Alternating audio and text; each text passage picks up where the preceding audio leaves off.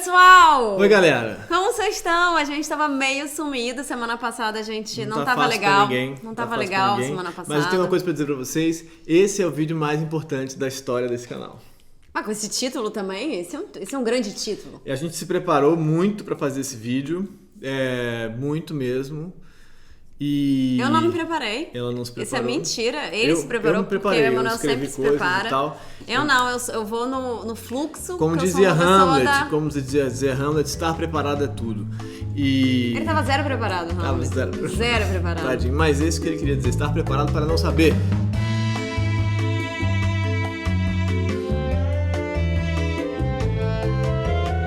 Pessoal, então é o seguinte, a primeira pergunta que eu quero fazer para vocês para começar esse vídeo, eu tenho alguns argumentos aqui para apresentar sobre o que se é possível amar nos tempos de hoje ou não e tal. É possível amar nos tempos de hoje? Antes de tudo, para tudo que você tá fazendo e já responde aí embaixo se você acha que é possível. Responde aí embaixo pra gente se é possível. Responde aí embaixo. Não, mas eu queria fazer uma outra... Bom, essa pergunta é muito boa. Pergunta A, é possível amar nos dias de hoje? Pergunta B, se sim, se não, por que sim, por que não? E pergunta C, mais complexa, que a gente faz às vezes aqui, mas que eu acho que é bom fazer de novo no contexto deste vídeo de hoje, que é o que é o amor na sua perspectiva. O amor não é uma coisa, é um conceito absoluto, não é que nem, sei lá, gravidade, ou enfim, mas não é assim uma coisa, é isso. É um amor assim variável, é um conceito variável, né? Um conceito que é aplicado de maneiras diversas dependendo da sua realidade. Então eu queria saber o que você acha que é o que é o amor no seu entendimento. E aí você pode começar, amor, eu vou também... Essa é uma grande pergunta, não, eu prefiro que você comece. Então, eu tô há uns tempos, assim, com uma impressão, com uma dúvida, tava com uma dúvida, assim, pra mim mesmo, se é assim, se a gente consegue, na estrutura de relação que a gente tem, de mundo relacional que a gente tem, tecnológico que a gente tem e tudo mais, se a gente consegue amar hoje em dia. E aí, semana passada, justamente, no final da semana passada, a Flor me veio com essa pergunta: você acha que é possível amar hoje em dia? Assim, no café da manhã, assim, né? Não era sobre o vídeo, não era uma pauta, ela estava realmente me perguntando isso. E aí eu fiquei, uma boa questão, não sei mesmo, assim, se a gente levar isso a sério, se a gente perguntar mesmo, se perguntar o que quer dizer isso. E a gente fez nosso último vídeo foi sobre o Tinder, né? Uhum. E aí a gente estava apresentando essa ideia de que o Tinder, por razões diversas, a gente já falou sobre o Tinder muito, dificultava o campo amoroso, né? Assim, ele concentra a nossa energia num lado da história e dificulta o encontro em muitos sentidos. Tem esse vídeo lá, vai ver, vou botar aqui, se eu lembrar. Se não, é nosso último vídeo, sei lá, vê lá. Se eu esquecer de botar, às vezes eu esqueço. Mas, enfim, e aí foi muito engraçado porque a gente recebeu algumas histórias nessa semana de gente, poucas na verdade, tipo 2 ou 3, argumentando que sim, que o amor pelo Tinder era possível. E aí lógico que é possível. A vingança, né? Mandaram a vingança do Tinder. Tinder contra-ataca, tipo, Tinder contra-ataca. Fulano se casou pelo Tinder. Essas histórias, tomou vacina e morreu, sabe assim? É mais ou menos isso, né? Essa história. Péssima essa analogia. Não, mas eu tô falando assim, isso não pode virar um argumento contra a vacinação, tá entendendo? É claro que pode acontecer de ter o desvio da norma, mas a gente não tá falando aqui sobre o desvio da norma, assim, da previsão. A gente tava falando em relação... Não norma, tô falando de média, tô falando o previsto, o provável... Desculpa, falei. Não, é porque em relação ao vídeo do Tinder, que é o vídeo do Tinder, que você, se quiser, vai lá e olha o vídeo do Tinder, é sobre a ferramenta. Sim. Sobre como a ferramenta se utiliza da gente. Isso não quer dizer que a ferramenta de vez em quando funciona e acontece um encontro lá. É que ela não é pensada pra isso. E esse encontro dá casamento. Sim. Só que ela não é pensada pra isso. Não se engane. A ferramenta não quer que você seja feliz. A ferramenta não quer que você abandone ela. Porque uma vez que você encontra o seu par e você vai ficar fazendo o quê no Tinder? Você vai abandonar o Tinder. Então você não precisa ficar no Tinder. Concorda comigo? Sim. Então você vai sair. E a ideia não é que você saia. A ideia é que você permaneça e continue lá. Compulsivamente passando o seu dedo e vendo cara de pessoas e consumindo aqueles anúncios que eles pipocam na tela pra você de vez em quando. Sim. Então, mas aí pensando tudo isso, eu fiquei pensando aqui, não fica lendo minhas anotações, em função do que a gente considera que é o amor, essa resposta de se amar hoje em dia é possível ou não, ela é variável, né? Ela é muito variável, dependendo do que você considera que é o amor. Como quem me acompanha lá no meu canal da Autoescrita, Vocês conhecem o canal do Escrito do Emanuel? Vou botar na descrição. Vou botar na descrição. Eu hoje em dia tenho trabalhado com a perspectiva dos afetos fundamentais, dos 7 afetos fundamentais, né? E o amor é uma confluência de vários fatores, assim, uma conjunção de vários fatores, né? Como base tem lá a necessidade de vínculo, a estrutura de vínculo, né? De ser cuidado, de ser acolhido, de ser amado, nesse sentido uma derivação daí. Tem também o cuidar, a vontade de cuidar do outro, mas tem várias maneiras de experimentar a experiência amorosa, e tá ligado à sexualidade também, como a gente fala, tá falando de amor, né? Amor, sim, né? Carnal. Então, tá ligado a isso também. Mas tá ligado a uma coisa que é muito específica, que eu chamava até um tempo atrás, de um conceito que vem lá de um teórico que chama Panksepp, que é o brincar, né? Uma necessidade fundamental de brincar, que hoje em dia eu considero como a necessidade de estabelecer dominância, né? Mas, e eu explico isso lá mais nos meus vídeos com mais calma, mas é uma das nossas necessidades fundamentais, e ela passa pelo engajamento social com o outro, com o intuito de estabelecer jogos de dominância, né? Brincar de dominar, né? Mas aí o brincar de dominar, ele pode ter vários jeitos de acontecer. Ele pode caminhar para brincadeiras infantis mesmo, já fica por cima, fica por baixo, você pega quem e tal, todas as brincadeiras infantis que tem a disputa como base, assim, brincar de disputar a dominância, não dominação, tá? Dominância, veja bem o que eu estou dizendo. Mas isso também deriva na idade adulta para outras modalidades de territorialismo, de invasão, de guerra, de violência, quando ela se mistura mais com raiva e medo, né? Raiva e medo e tal, ela vai dando coisa ruim, vai dando guerra, né? Vai dando dominação do outro. Por isso que não é tão fácil dizer assim, se fosse todo mundo feliz seria tão mais fácil. Não, porque você quer ser melhor que o outro. E o capitalismo se aproveita dessa noção, quero ser melhor que o outro. Tá, dizendo tudo isso para dizer que, agora que vem a parte importante, se você conseguir entender essa nosso impulso básico, que qualquer mamífero, e o humano também, só é capaz de ir brincar para estabelecer jogos sociais, né? De fazer, fica para aqui, fica para lá, só é capaz de fazer isso se ele se sente alimentado e seguro, né? E acolhido nesse sentido, né? Se ele está seguro, num sentido geral. E a gente, hoje em dia, não está seguro. Cada um de nós aqui está inseguro em determinadas maneiras. Mas com a pandemia especialmente, eu acho, a gente está ainda mais, amedrontado e, como é que chama? Ressabiado. Ameaçado e ressabiado. Então, a possibilidade de ir para o encontro, de fato, aberto para o brincar, é quase nula. E o que acontece, em geral, é que você vai aí pensando no Tinder, mas não só no Tinder, todos esses negócios de aplicativos, que é o que a gente está fazendo hoje em dia mais do que tudo, você vai para lá assim com a versão da dominância, não na diversão dela, na brincadeira dela, em geral. A gente vai ali no sentido de que tenho que ficar ligado para não ser otário nessa história e para fazer o outro ser otário antes que eu seja otário, né? É uma paranoia, uma estrutura um pouco mais de paranoia do que de brincadeira. Então, nesse sentido, pensando que a gente está tentando sobreviver, a gente está numa espécie de guerra tentando sobreviver, tanto no sentido capitalista quanto no sentido pandêmico, é difícil de imaginar que a gente pode se abrir para brincar de se apaixonar, brincar de se amorosizar, né? É difícil de imaginar. Então esse é um primeiro lado da história que eu acho muito difícil de pensar hoje em dia. E aí a pergunta que fica é, será que a gente consegue diminuir os níveis de ameaça para poder voltar a brincar de se apaixonar? De um jeito menos assim compulsivo, né? Vou pegar isso aqui ou não, vou para cá, isso serve para mim ou não serve para mim, né? Essa é a primeira pergunta que eu queria fazer. Quer fazer alguma interferência? Não, eu queria dizer só que eu acho que tem a questão para mim também é que não só a gente está amedrontado, como a gente não consegue. Eu acho que a gente não, a gente já vai para a relação ou a gente já vai para esse encontro, para esse possível encontro, independente de ser o Tinder ou de ser, né, um encontro casual em algum lugar, você já vai para esse encontro com esse medo de ser abandonado, né? Sem essa liberdade ou sem essa libertação de tentar estar ali naquele encontro com aquela pessoa. Essa segurança para poder isso. Essa segurança que você fala, legal, vamos lá, vamos tentar isso aqui. Porque você não quer tentar nada. Você quer que dê certo.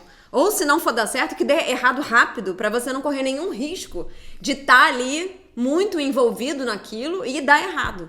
Então, o nosso sistema de alerta, pra mim, parece que ele tá atuando tanto, a gente tá tão alerta pras coisas, a gente tá tão pouco relaxado. Porque eu acho que tem a ver também com estar relaxado. Totalmente, mas é isso que eu tô falando. Se você tá ameaçado o tempo todo, você não tem condição de se apaixonar. Não, porque você... Se apaixonar mesmo, de estar aberto pra isso. É muito difícil. É muito complicado. Você tá tentando sobreviver. Concretamente, você tá tentando sobreviver. Se você tá tentando sobreviver, você não vai brincar de flertar. De verdade, assim, não vai. Você tá, cara, tá ali no máximo fazendo uma compensação compulsiva. Eu vou ficar aqui tentando achar alguma coisa pra não pensar no que tá dando errado na minha vida. Em toda a merda que tá rolando. Ou eu vou estar aqui, vou olhar pra esse carinha. Esse carinha não me olhou tanto. Já vou olhar pra outro carinha já. Esse carinha também não achei que funcionou. Então eu vou pra esse aqui. Ou vou me concentrar naquele que não... Ou vou me concentrar naquele que não tá me olhando, né? Porque aí eu não corro o risco dele me olhar. E aí eu posso ficar nessa posição de eu estou sendo rejeitada, eu estou sempre sendo rejeitada. E aí todas as coisas que a gente acaba gerando, sei lá, ou se colocando num lugar para não ter que lidar com o jogo, o encontro, o pertencimento ou não, né? Ou se sentir ali naquela relação ou não se sentir naquela relação. É muito... O que eu acho que é mais estranho dos dias de hoje é que parece pra mim que a gente tá com muito medo. Por tudo, né? A gente tá com muito medo. E aí, se relacionar é um negócio que amedronta. É um negócio que a gente não sabe. A gente não sabe o que vai vir do outro. A gente não sabe se a gente vai ser amado pelo outro, se a gente vai ser gostado, se a gente não vai, se a gente vai ser rejeitado. Então... tudo leva a crer que a gente precisa rapidamente não ser feito de otário, como você falou. E não é nem fazer o outro de otário, mas é se proteger. Então a primeira coisa que eu acho que a gente faz é se proteger. É colocar um certo anteparo entre a gente e aquele outro para que a gente possa estar preparado caso aquilo seja horrível, caso aquilo dê errado e a gente não... Você pode dizer, já sabia, tinha certeza, já foi pra próxima. Eu já sabia que aquilo não ia dar. Já tô na outra, né? Sempre, e aí você já pula pra uma outra coisa. Ou você já tinha 3 ou 4 de cara, né, pra não correr o risco de... são os contatinhos, né, são vários. Aí tem uma coisa que pensando sobre o Tinder, não especificamente, mas muito sobre o Tinder, que são as relações das modalidades de experiência narcísica hoje em dia, assim, né, de eu sou o centro do mundo, né, narcisismo quero dizer isso. Eu sempre digo aqui que o problema não é do romantismo, né, o problema não é o romantismo, o problema é o seu narcisismo que acredita no romantismo, né, o problema não é o romantismo que te contaram, é o seu narcisismo que acreditou. Sempre falo isso meio brincando, assim, e eu acho que é sério isso. O problema não é essa ideia de que existe a pessoa pra você, o problema é que você acreditou nessa ideia porque você acha que você merece uma pessoa pra você. E o romantismo... Mas todo mundo não acha isso? Então, todo mundo é narcisista em algum grau, né? Em alguma modalidade de narcisismo, em algum lugar da história. Eu não estou falando o narcisista, vocês vão dizer isso, né? Alguém vai dizer, não, mas narcisismo, então eu estou personalidade narcísica. Não estou falando disso. Mas, então eu acho que tem uma outra versão do narcisismo neoliberal que desemboca nessa versão desse amor algorítmico, que eu tenho chamado, ou amor compulsivo, né? O amor, né? Esse amor algorítmico, eu gosto de dizer, que é o seguinte, que é como você acha que tem que ter alguém para você acha na versão neoliberal de que você é o centro do mundo, de que a sua vida pode ser melhor. A sua vida sempre pode ser melhor do que aquela é, né? Você pode ter uma modalidade de vida melhor do que a sua. Você pode morar num lugar melhor, numa cidade melhor, ter uma pessoa melhor, uma relação melhor, uma vida, enfim, uma casa melhor, uma cara melhor, tudo melhor, né? E a pessoa melhor é isso, né? Então tá aí dentro dessa história. E aí então você entra num jogo compulsivo, de fato, compulsivo, de buscar essa pessoa melhor que você merece, para compor a sua vida melhor, que é o fundo narcísico da história, a vida perfeita. Então... E o algoritmo funciona como essa espécie de promessa sem fim de que isso vai chegar. Então é assim, o algoritmo, que é a nossa versão de Deus, né? O algoritmo é a coisa que organiza, é a receita do bolo que organiza o aplicativo. É a nossa versão de Deus, de roteirista de Deus, né? É o algoritmo, né? É a Big Data. Então ele vai me dar, alguma hora ele vai me dar a pessoa. Porque eu mereço a pessoa e eu vou achar. Né? Então eu vou indo. A gente falou de morar e querer se relacionar com fulano da Tailândia e tal, ao invés de se relacionar com fulano da esquina. Tem a ver. O algoritmo cumpre essa função aí nessa história. O algoritmo vai me dar a minha vida ideal, vai chegar. E aí isso desengata numa compulsão. Simples assim. A gente está compulsivo, todos nós. Como a gente não está conseguindo lidar com a realidade, porque a realidade é muito ruim, a gente se enfia numa máquina e compulsiva ali. Tipo, fica fechado no bingo, você não sabe mais se é dia ou se é noite. Sabe, bingo não tem luz, não tem entrada de luz externa. Por quê? Para que aquela pessoa perca a noção da passagem do tempo ali dentro. É engraçado que os bingos são proibidos, né? Sim, mas os aplicativos não. Mas e eu não tô nem falando do Tinder tô falando qualquer um. Facebook, o Instagram, todos esses. É um bingo, porque você fica num bingo. Assim como o shopping center não tem entrada de luz, de modo geral, que é para você não ter... Agora, hoje em dia tem, que o pessoal resolveu ser mais consciente. Para você não perceber a passagem do tempo, os bingos também não tinham, os cassinos não têm, né? Para que você não perceba aquilo acontecendo. Então você fica na esperança de que aquilo vai surgir, de que o algoritmo vai te dar a pessoa que você merece para finalmente ter a vida perfeita, saca? Então é essa construção atual do narcisismo. Eu mereço ter a vida perfeita porque eu sou o centro do mundo, então eu vou achar isso e o algoritmo vai me dar. E aí você vai. Eu queria falar um negócio que outro dia a gente tava pensando nesse vídeo e tal, e outro dia eu peguei um livro de poemas do Carlos Drummond de Andrade, poeta romântico. Romântico? Não, mas enfim, desculpa. Ele não é romântico? De romantismo? É. Não, mas vai aí. Desculpa o pessoal aí que entende de literatura de verdade, digam então que Carlos Drummond... O bom do YouTube é que você pode fazer isso, né? Você pode falar... Diz aí então, Carlos Drummond de Andrade, qual é a fase da poesia que ele faz parte? Como é que é? Bom, enfim, mas pra mim ele escreveu muito bem sobre o amor, então eu falo que ele é romântico. Eu posso falar o que eu quiser aqui, esse canal de YouTube é meu. Mas eu tô fazendo um desserviço aqui sobre a literatura, a poesia brasileira. Mas o Carlos Drummond de Andrade, ele tem um livro que chama Amar se aprende amando. E eu acho isso genial. Eu acho incrível porque faz todo sentido, né? Pensar que amar se aprende amando. E o que seria amar, né, nesse caso? Seria conseguir se entregar. Seria conseguir ir lá e tentar viver aquilo. E tentar se colocar ali naquele encontro, naquela relação. Achou? Não, eu tô vendo o romantismo, eu sempre penso no Werther, mas é 1800, 1700 e tanto, 1800, né? O Drummond é muito mais recente. O Drummond. Você tá falando. Tá. Mas o Drummond escreveu todo, né? Tem muitos poemas do Drummond sobre o amor. Ele é um cara que, além de todos os outros poemas... Enfim, eu falei romântico, mas porque eu acho que ele escreve bem sobre isso. Mas eu gosto dessa ideia de que amar se aprende amando, né? Se aprende no ato de amar. Se aprende realmente na ação de amar. E como é que você faz isso? Como é que você, nos dias de hoje, como é que você faz essa ação? Como é que você consegue estar nesse verbo? Como que você faz? Se você não consegue sair na rua, se você não consegue confiar naquela outra pessoa, se você não consegue encontrar e falar, eu posso estar aqui, eu posso sentar com essa pessoa e ouvir. Se você não consegue mais ouvir, se a gente não consegue mais ouvir, porque a gente tá pensando na mensagem que alguém mandou, se teve um áudio, se o WhatsApp, se sei lá o quê, se responderam meu e-mail, Então, a vida parece agora, é um pouco pessimista o que eu tô dizendo, talvez, mas a vida tem parecido pra mim, pelo menos agora, uma série de coisas ansiogênicas que vão me tirando daquilo que é a existência mesmo, que é meio que um nada, meio que um vazio, meio que uma percepção de estar, de existir. E a gente não consegue mais. Porque a gente tem muita coisa, a nossa cabeça, ela se habituou, parece, a esse fluxo de pensamento, de coisas, de obsessões ou de respostas que a gente precisa dar, e-mails que precisam ser respondidos, e o trabalho, e os e-mails de trabalho, os WhatsApps de trabalho, e os WhatsApps do carinha que eu conheci não sei aonde, e o Tinder, e o Instagram, e o Facebook, e todos os outros aplicativos que a gente faz parte, e o Twitter, e a política, e as notícias, e tudo isso vai anestesiando a gente, vai deixando a gente compulsivo com tudo isso, e a gente vai perdendo a nossa percepção de si, de existir, de estar, né?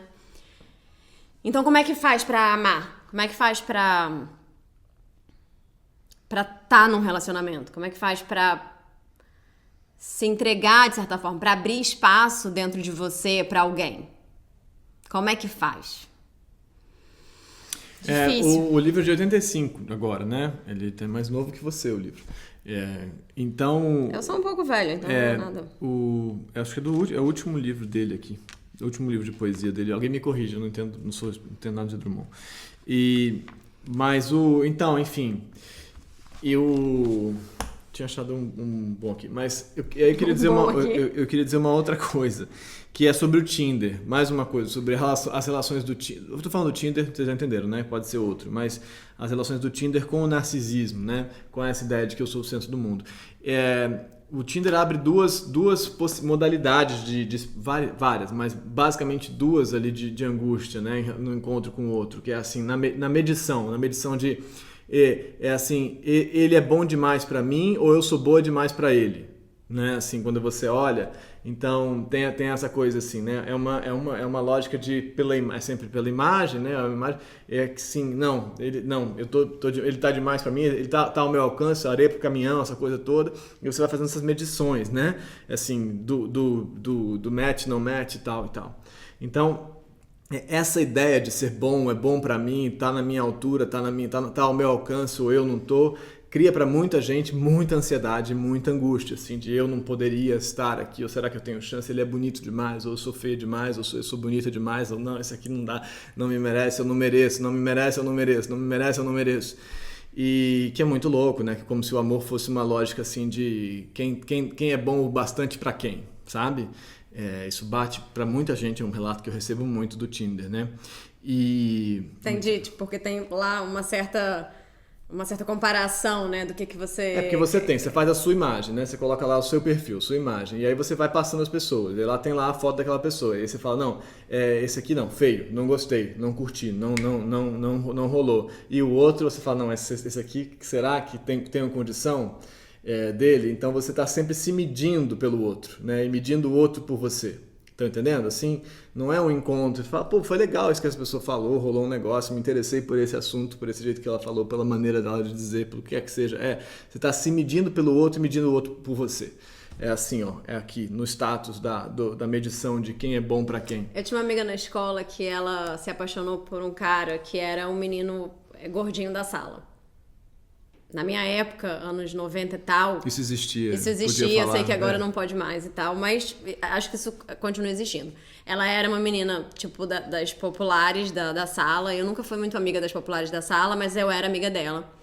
E ela tinha muita vergonha de dizer pra gente... Ela falou pra mim, mas ela tinha muito problema de dizer que ela gostava do menino, que era o gordinho da sala, nerd. Era um problema, ele era baixinho, tal, ele era mais baixo que ela. Isso era um grande problema pra ela. E ela não conseguia, e ela gostava realmente dele. Ela ia no recreio, ela tipo assim, dava uma paquerada, conversava um pouco com ele, mas ela imediatamente saía, porque ela não queria ser vista com ele. E era muito triste. E eu pensava sempre assim, mas qual é o problema? Por que ela não... Por quê? Qual é o problema? E na escola isso é muito grave, né? No segundo grau eu era muito errado, né? Eu viria essa pessoa assim, depois, assim, pessoa tão incrível, assim, maravilhosa, bem resolvida, assim, depois. Mas no segundo grau eu era muito nerd, muito errado. Eu era muito magro, muito alto e muito desengonçado. Muito cheio de espinha e tal, tipo, bem errado. E aí eu era apaixonado pela menina, né? Pela menina popular da sala da escola. E aí a gente se apaixonou, ela gostou de mim também e tal. E a gente ficou junto. E aí eu achei que a gente fosse namorar, mas não. Ela cagou na minha cabeça, assim, e tal. Ela só te assumiu depois, né? Aí tinha um amigo meu que era muito pragmático, assim, que namorava uma porrada de gente já, que era o amigo que pegava as pessoas, enfim, ia bem. E ele falou, Manuca, meu apelido na época, ela vai namorar você só quando você entrar na faculdade. Tipo assim, agora no colégio ela não vai namorar você. Eu falei, cara, como isso é ridículo, é muito maior do que isso, que a gente tem, é uma parada muito e tal, muito amor, não sei o quê. Ele falou, não tá entendendo, cabeça. Ela só vai namorar você quando você entrar na faculdade. E batata, a gente entrou na faculdade, primeiro dia de aula, a gente começou a namorar. Ela desencanou daquela questão lá do segundo grau. A faculdade é uma outra lógica. Ela tinha, tipo, uma certa vergonha de namorar você? Acho que sim, devia ter. Porque eu era muito feioso e todos os meninos gostavam dela. Então não fazia sentido, era meio estranho, sabe? E aí na faculdade isso já não era mais uma questão, assim, quem é bonito e tal, e tal. Eu, de repente, era inteligente e capaz, e tinha entrado na faculdade, e todos aqueles caras não tinham entrado na faculdade, né? Por exemplo, para começo de conversa, aquela galera não tava na faculdade, tava no cursinho, tava no sei lá o quê. E aí parece filme high school, né? Realmente, uma narrativa de filme high school. É porque os filmes de high school, eles são escritos porque essas Porque histórias existem, não é o contrário. Mas eu fico me perguntando realmente como é que a gente vai fazer pra sair desse enrosco que a gente se meteu na vida da tecnologia, da contemporaneidade, da vida neoliberal. Isso é uma coisa muito louca. Eu vou rapidamente ler aqui o negócio do Drummond, que chama Amor. E que é assim: o ser busca o outro ser, e ao conhecê-lo, acha a razão de ser, já dividido. São dois em um, amor, sublime selo, que à vida imprime cor, graça e sentido. Ele tá fazendo uma releitura da cara metade, né? Assim, um negócio aí que não é muito original esse pensamento aí. Não, mas eu não gosto do Drummond, o pessoal vai ficar chateado comigo. Não, mas tudo bem, você pode não gostar do Drummond, mas eu só tô lendo porque é bonito pensar que o amor realmente, por mais cafona que seja, por mais lugar comum e tal, ele traz graça e sentido pra vida, né? Todas as formas de amor. Sim. Não só o amor entre duas pessoas, mas o amor no geral, o amor que a gente tem pelas pessoas que a gente ama. Nossa mãe, nosso pai, nossa família, nossos filhos, nossos amigos. A gente tem amor pelas pessoas, né? Eu acho que a gente ainda tem amor pelas pessoas. Eu deveria. Ou às vezes a gente tem amor pelas pessoas. E eu acho que isso dá sentido pra vida mesmo. Isso dá sentido para a existência, eu acho. A outra coisa que eu queria dizer, não sei. Bom, mas enfim. Você não concorda? Não sei. Eu acho que mesmo nada quando dá sentido pra existência, mas tô entendendo. Você acha que nada dá sentido pra existência? Não, sentido pra existência. Bom, sei lá, talvez dê. Deve dar, pra alguém deve dar. Mas... Eu acho que é estranho dizer que nada dá sentido pra existência. Não, talvez nada dê sentido pra sua existência. Então, é isso que eu tô falando. Mas dizer que isso dá sentido pra existência depende. Se dá pra alguém, dá pra alguém. Se dá pra outra pessoa, mas eu diria que pra maioria das pessoas, o amor faz sentido e dá sentido. Porque senão, todos esses filmes de high school e os de comédia romântica, nada disso daria sentido. Não, eu também acho que os filmes de high school, os filmes das comédias românticas, eles têm a ver com a nossa necessidade básica de vínculo. De um jeito ou de outro. E com o nosso narcisismo. E aí o vínculo não tem a ver com o amor? Claro que tem a ver com o amor. Então, o vínculo não dá sentido pra existência? Não. Não? Não, o vínculo garante a existência, ele não dá sentido pra existência. Sentido pra existência não tem sentir coisas. Mas isso é a minha opinião, né? Sentido eu não dou sentido pra sua existência? Meu amor, pelo amor de Deus. Não? Pelo amor de Deus, entendeu? Deixa eu falar mais uma coisa aqui, que eu acho que isso sobre se é possível e tal, e aí voltando à experiência que a gente tem hoje dos aplicativos, mas não só também, que como pra gente já é, de modo geral, muito difícil de enfrentar a frustração. Lá vai ela pulando de botão de novo. Já é muito difícil de enfrentar a frustração do que o outro não faz o que você precisaria. E com os aplicativos, isso é muito sério, eu repito isso sempre, mas você tem que prestar atenção nessa parada. A gente tem um jeito de não lidar com frustração. Então, quando o outro te diz alguma coisa que te desagrada de alguma maneira e tal, ou você diz pro outro e tal, é ruptura. Se a gente não consegue elaborar frustrações, a gente não consegue ter experiências relacionais mais ricas. Isso é concreto, isso é real, assim. A gente não amadurece nesse sentido, a gente não aprende. Então, independente de ser monogâmico, bigâmico, trigâmico, não interessa. Assim, a noção, o que eu estou dizendo aqui é a elaboração das frustrações, das suas necessidades, das suas fantasias e tal. Sem isso, e é isso que o aplicativo, que é tão ruim, assim, frustrou, anula, bloqueia, cancela, isso é que eu acho que é o mais grave da história. Então a gente está, para fechar a história para mim, assim, a gente está totalmente ameaçado, né? Então sem espaço para brincar, né? Com essa promessa de que o algoritmo vai dar pra gente uma coisa que, assim, ele não vai dar, e a gente faz uma função de insuportabilidade de qualquer desvio da nossa frustração, né? Sim, não dá, não consigo lidar com o que não é do jeito que eu queria. Isso é muito sério. E aí fica a pergunta, com tudo isso é possível construir, por isso que a gente vai lançar o nosso, enfim, depois eu falo. Mas é muito difícil de conseguir fazer esse jogo virar, entendeu? O jogo virar. Porque o que acontece também é que como a gente agora tem a ilusão de uma quantidade enorme, né, de um cardápio enorme de possibilidades, infinito de possibilidades, né, a gente não precisa lidar com a pessoa da escola, do high school, ou da nossa escola, ou da faculdade. A gente não vai precisar lidar com ela e com a frustração que ela causa na gente. Então a gente gosta daquela figura, mas a gente pensa, ele me causa frustração, ele não é exatamente o que eu quero, eu vou encontrar aquilo que eu quero em algum outro lugar. E todo mundo sempre vai causar frustração, né? Não tem não frustração, não existe não frustração. E aí com isso a compulsão, porque frustrou, tenta de novo e não vai achar. E aí não interessa mais, você não está concentrado no encontro, você está concentrado na busca em si. Então, rapidamente a coisa faz um desvio do encontro, da experiência do encontro para a experiência da busca, do vou achar algo que finalmente me satisfaça. E isso é infinito. Então, é isso. Tudo de bom para vocês, muito otimista, mas digam, eu queria que vocês dissessem de verdade. Se vocês acham que faz sentido, vão lá ver o canal da Autoescrita, eu vou colocar o canal aí embaixo, para pensar como que você experimenta os seus afetos nas relações amorosas, como que eles acontecem. A gente tem que conseguir entender, para não estar totalmente submetido as ferramentas, né? As ferramentas têm que servir a gente, não a gente servir a elas, aquela história. E eu tinha uma pergunta também pra vocês que estão aí, que são solteiros, né? Porque a gente fez aqui uma enquete num dos vídeos e uma grande parte da nossa galera aqui é solteira. Uhum. E aí eu queria entender como é que... E eu não sou solteira há muito tempo. Acho que você também não, né? Não. Tem vários anos que a gente não é solteiro. Sim, né? Não sei. Você podia estar aí no Tinder solteiro e eu não tá sabendo. Até entrei no Tinder pra testar. A gente entrou no Tinder, né? Esse é outro assunto. Emanuel jogou essa... Esse caôzinho. Vou entrar, vou fazer uma experiência e tal. Falei, sei.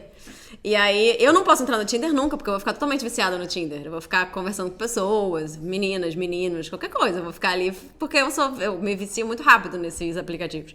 Então, e eu posso perder bastante tempo fingindo que eu sou alguém que eu não sou. E eu vou adorar fazer isso, fingir que eu sou alguém que eu não sou. É melhor realmente não me relacionar. Uhum. Mas eu queria fazer essa pergunta. Como é que é pra você ser solteiro agora? Como é que é essa sensação?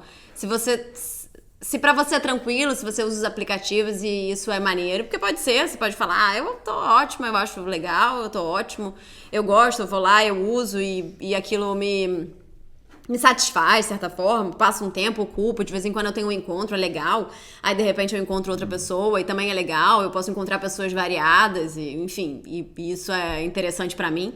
Ou não, ou se você se sente totalmente paralisado, ou se você sente que aquilo te deixa triste, como é que você se sente nesse momento da existência que a gente tá, nessa crise que a gente tá passando? Solteiro. Como é que é estar solteiro agora? Porque eu fico realmente tentando imaginar. Eu tenho amigos, inclusive, que...